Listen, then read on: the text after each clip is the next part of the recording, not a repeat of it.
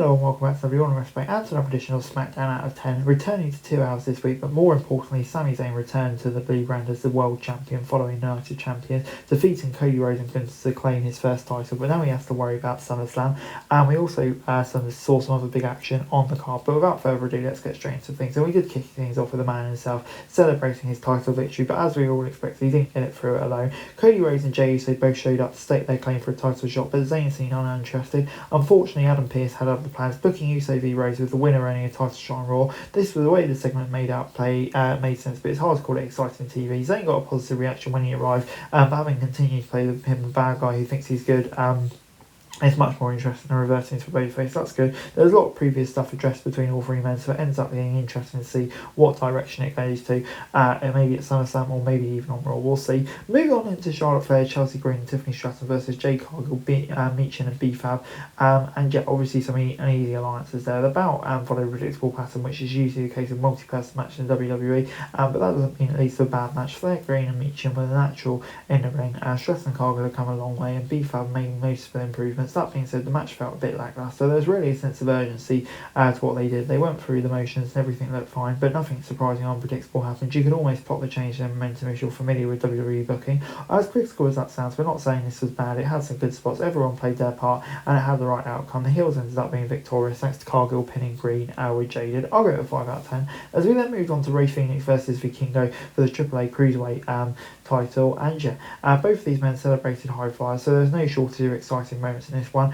Phoenix had a bit of a size advantage, but didn't go into it too much. As you're a wrestling fan and don't enjoy lucha, this isn't for you. If you like fast-paced action, aerial offense, it's going to be up your alley. Both men look great and did a tremendous job for selling each other and hitting all of their big moves together. You can't get this kind of performance unless both guys know each other well and work together well. You can be selfish when you're both putting bodies on the line, and something like a reverse hurricane runner from the middle rope. Phoenix retained his title with Mexican Muscle Buster to end an enjoyable match. I'll give it a 7 out of 10. As we then moved on to Trick Williams, he came out for a promo with Lil Yachty, but before they could say a single word, Carmelo Hayes joined him in the ring. Hayes made the case for his title shot again. Williams allowed Yachty to speak for him, and he said Hayes can have a match next week, but not for the belt. Williams didn't speak much in the segment, but he didn't backhand Hayes, which led to Melo taking him out with a dive over the top rope as he tried to leave. Hayes and Yachty did the heavy lifting on the mic, but the segment was pretty cut and dry. Hayes will almost certainly win next week somehow, which gave him ammunition to go in the title. We know both these guys are capable of better than this, so it felt like they're being held back. If you're looking for something to skip, it might be this. It also might be this. Brie Bella versus Lainey Reed.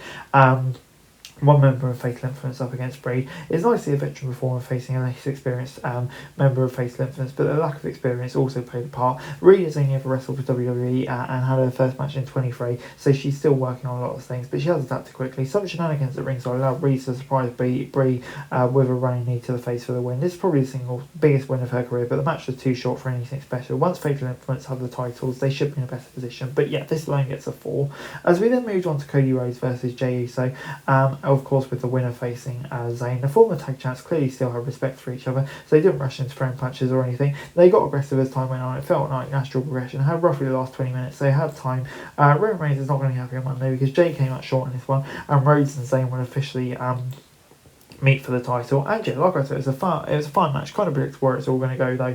But yeah, I mean, decent enough. I'll give it a 6 out of 10. And overall, SmackDown this week gets a 5 out of 10 from me. Returning to 2 hours can be seen as good and bad, depending on your opinion. For me, it's good. While this show felt more streamlined again, we didn't see as many people get the chance to perform, so there's always pros and cons. As far as the action goes, though, nothing came close to being as fun and exciting as Vikingo versus Phoenix. They delivered an enjoyable match that made things great. It's probably the only thing that I would say is must-see for this show, and hopefully we see Vikingo sticking around a bit more. Hey guys, that's it for this video. Thanks very much for watching. Remember to like, share, subscribe, follow us on our socials, link in the description below for daily wrestling news, meme and content. Subscribe to our other channels on screen right now, that'd be greatly appreciated. Thanks very much for watching. Peace out.